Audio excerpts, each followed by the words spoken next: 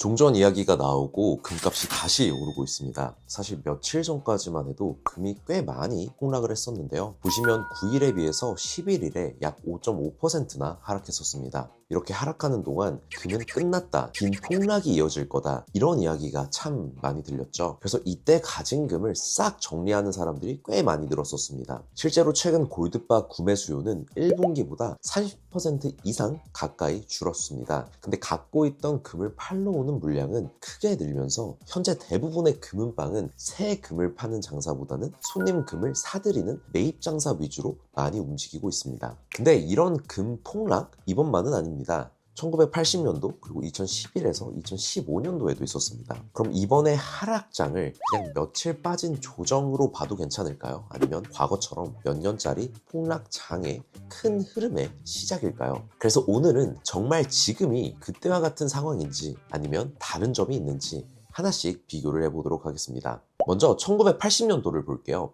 이때 금 시세는 온스당 850달러까지 올랐죠. 그런데 고점을 찍은 바로 다음 날 금시세가 하루 만에 13%가 빠졌습니다. 그리고 그 뒤로도 하락이 이어졌고 2000년 무렵에는 온스당 250달러대까지 떨어졌습니다. 이렇게 떨어진 금시세가 다시 회복하기까지는 거의 28년, 30년 가까이가 소요됐습니다. 2007년에서 2008년쯤에 겨우 850달러를 넘어섰거든요. 그 다음 폭락 시기는 2011년부터 2015년까지예요. 2011년 9월 금시세는 온스당 1900달러를 넘기면서 또 한 번 사상 최고가를 찍었죠. 하지만 이후 약 4년에 걸쳐서 금시세는 꾸준히 내려가고 있었습니다. 2015년 12월에는 온스당 1050달러 근처까지 내려갔고 고점 대비 45%가 빠져 거의 절반 가까이 내려간 사실이 있죠. 그리고 이 고점을 다시 넘어선 게 2020년도였으니까 회복까지는 약 9년, 거진 10년이 걸린 셈입니다. 그 중에서도 2013년은 하락폭이 특히 컸던 해였습니다. 이 한 해에만 금시세가 약 30%가 빠졌거든요. 1981년 이후 32년 만에 가장 크게 떨어진 해로 기록되었죠. 13년 4월에는 이틀 사이에만 15%가 빠진 적이 있고요. 1년 내내 천천히 빠진 게 아니라 단 이틀 만에 큰 하락이 몰아서 나온 그런 구간이 있었습니다. 그리고 당시 금 ETF에서도 한 해 동안 약 881톤이 빠져나왔습니다. 이게 2013년 급락을 더 키운 중요한 원인 중에 하나라고 전문가들은 얘기하고 있습니다. 정리하자면 1980년 고점은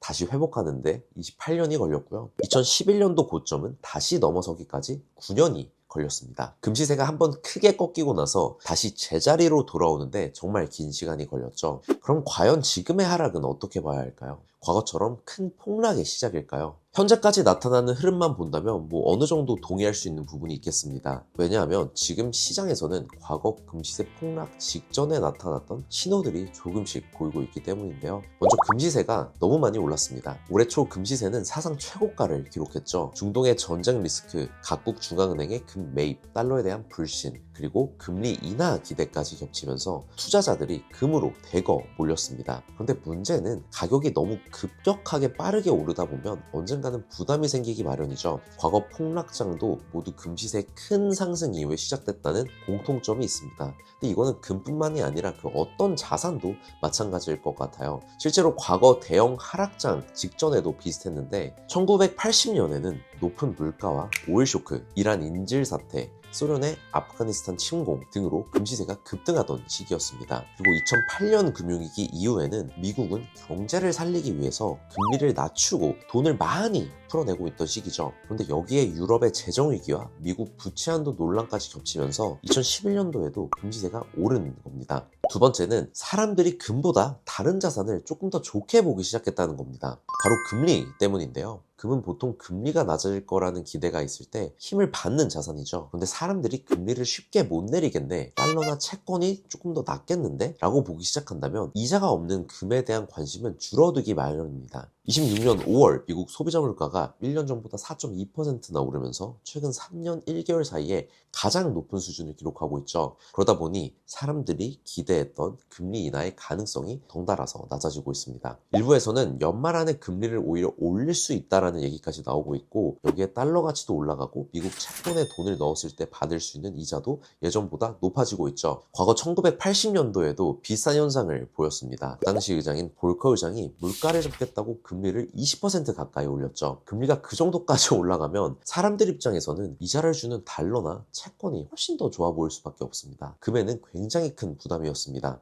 금융위기 이후 상황도 비슷하게 볼 수 있는데, 당시 버냉키 의장이 이끌던 연준은 당시 미국 경제를 살리기 위해서 금리를 크게 낮췄죠. 이 차트를 보면 2007년 중반까지만 해도 미국 금리가 5%대였는데 금융위기가 커지면서 2008년 말에는 거의 0% 가까운 수준까지 제로금리로 내려갔습니다. 그런데 2011년 이후부터 금융위기 이후 크게 올랐던 미국 실업률이 꾸준히 낮아졌습니다. 이건 미국 경제가 조금씩 회복되고 있다는 강력한 신호였죠. 이렇게 경기가 다시 살아나는 것처럼 보이면 사람들은 이제 이렇게 낮은 금리도 언젠가는 다시 올라가겠네 라고 생각하게 되고, 그리고 금리가 다시 올라갈 거라는 기대가 생기면 사람들 입장에서는 이자를 주지 않는 금보다 달러나 채권 같은 다른 자산들이 훨씬 더 눈에 띄기 마련입니다. 그럼 금에 몰렸던 관심이 굉장히 크게 줄어들고 금지세도 내려가는 환경이 만들어진다는 거죠. 이런 상황이 이어지면 가장 먼저 나타나는 현상이 투자자금의 대거 이탈입니다. 앞에서 말씀드린 것처럼 2013년에는 투자자들이 금 ETF를 팔고 돈을 빼면서 ETF가 보유하던 금도 크게 줄어들었죠. 이렇게 크게 투자자금이 한꺼번에 빠지면 금시세 하락이 당연히 커질 수밖에 없습니다. 현재도 비슷한 신호가 포착이 됐는데 글로벌 금 ETF가 5월에 처음으로 순 유출로 돌아섰습니다. 약 20억 달러가 빠졌고요. 보유량도 전월보다 줄었습니다. 아직 13년만큼 대규모 이탈은 아니지만 ETF 자금이 빠지기 시작하면 하락이 증폭될 수 있다는 구조 자체는 과거 하락장과 좀 닮은 구석이 있습니다. 금시세가 너무 많이 올라서 가격 부담이 생기고 금리 인하 기대가 약해져서 금에 대한 관심이 줄어들고, 그래서 빠지기 시작하는 투자 자금까지 지금의 하락은 분명 과거 폭락장과 일부 닮은 구석이 확실히 있는 건 사실입니다. 그래서 이번에도 몇 년짜리 긴 하락이 시작되는 거 아니냐라는 걱정이 나오기 마련인 거죠. 근데 제가 분명히 말씀드릴 수 있는 건 지금 당장 과거와 같은 장기 폭락장이 시작됐다고는 감히 단정할 수는 없습니다. 오히려 지금은 과거와는 결정적으로 다른 점들이 있기 때문입니다. 가장 큰 차이로는 지금은 중앙은행이 금을 꾸준히 사면서 금시세를 밑에서 받쳐주고 있다는 점입니다. 22년부터 24년까지 중앙은행이 해마다 1000톤 넘게 금을 사들였죠. 25년에는 863톤으로 예전보다 아주 조금 줄었지만 여전히 역대 손에 꼽히는 수준으로 금을 매입을 하고 있습니다. 2026년에 들어서도 1분기에만 244톤의 금을 순 매수했고요.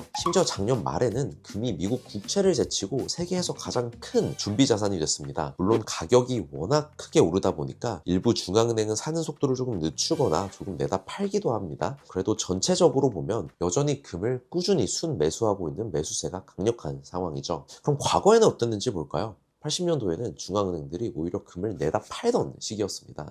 99년 기준으로 전 세계에 있는 금의 약 4분의 1 정도를 중앙은행들이 보유하고 있었는데 양으로 따지면 약 3만 3천 톤에 달했습니다. 이렇게 중앙은행들이 워낙 많은 금을 가지고 있다 보니까 80년대와 90년대 중앙은행이 금을 팔 때마다 시장에 나오는 금의 양이 굉장히 많이 늘어났죠. 시장에 금이 물량이 많아지니까 가격이 떨어지기 마련이고 그만큼 수요가 못 받쳐줬던 거죠. 그러니까 금 시세는 자연스럽게 떨어지기 마련이었습니다. 결국 이런 상황이 계속되자 유럽의 중앙은행은 99년에 중앙은행 금 협정이라는 것까지 맺게 되는데, 이건 앞으로 금을 팔더라도 한꺼번에 팔지 말고 서로 조율해서 팔자는 그런 약속까지 하게 된 계기가 됐습니다. 그러니까 1980년도에는 금 시세가 떨어질 때 중앙은행이 금값 하락을 막아준 게 아니라 가지고 있던 금을 팔면서 금값을 조금 더 떨어뜨리는데, 이거를 너무 많이 떨어뜨리면 본인들도 해를 끼치니까 서로 협정을 하면서 최대한 손실이 없게끔 떨어뜨리고 있었던 거죠. 두 번째 차이는 뭘까요? 바로 ETF 자금입니다. 앞에서 말씀드린 것처럼 올해 5월에 금 ETF에서 돈이 빠져나가긴 했지만 2013년 한 해 동안 빠져나간 881톤과 비교하면 아직은 굉장히 미비한 수준입니다. 오히려 연초부터 지금까지를 보면 ETF에는 여전히 170억 달러에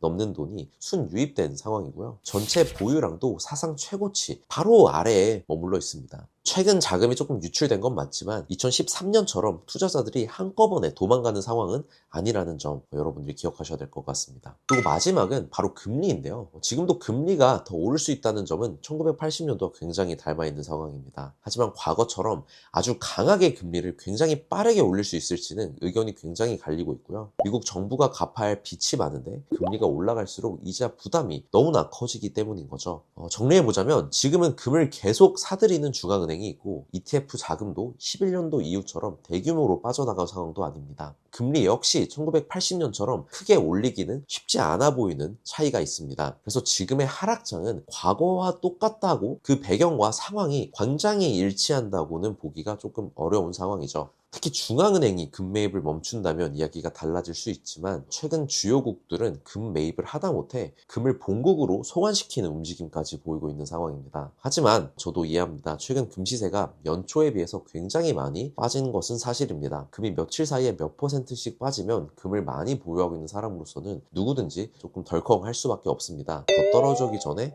다 팔아야 되나 싶죠. 그 마음 충분히 저도 이해합니다. 그런데 앞에서 같이 보셨듯이 지금은 한쪽만 보고 판단하기에는 변수가 많고요. 판단을 한 번에 감정적으로 내리지 않는 것을 항상 기억을 해야 될 것 같습니다. 혹시라도 가지고 계신 금을 정리를 하시더라도 한 번에 전부 파시기보다는 나눠서 파시는 게 조금 더 좋아 보이고요. 그리고 지금은 금을 팔지 말지 급하게 정하기보다는 금 시세가 계속 밀리는지 금리 인하 기대가 더 줄어드는지 그리고 ETF에서 돈이 계속 빠져나가는지를 보면서 천천히 판단하셔도 됩니다. 마지막으로 제가 꼭 드리고 싶은 말씀은 금은 원래 단기간에 수익을 내려고 쥐는 자산이 아니라는 점입니다. 그래서 크게 흔들리는 날일수록 내가 애초에 왜 금을 샀더라 하는 그 이유를 다시 한번 떠올려 보시면 좋을 것 같습니다. 인플레이션이 걱정돼서였는지 자산을 분산 투자하고 싶으셨던지 아니면 그 이유가 지금도 크게 달라지지 않았더라면 너무 급하게 움직일 필요는 없지 않을까요? 결국 중요한 것은 하루하루의 시세보다 내가 감당할 수 있냐는 기준입니다. 오늘 영상이 그 기준을 다시 점검하는 데 도움이 됐으면 좋겠습니다. 앞으로도 금시세에 영향을 주는 중요한 변수들을 계속 같이 살펴보면서 이야기를 제가 한번 나눠보겠습니다. 그럼 다음 영상에서 또 뵙겠습니다.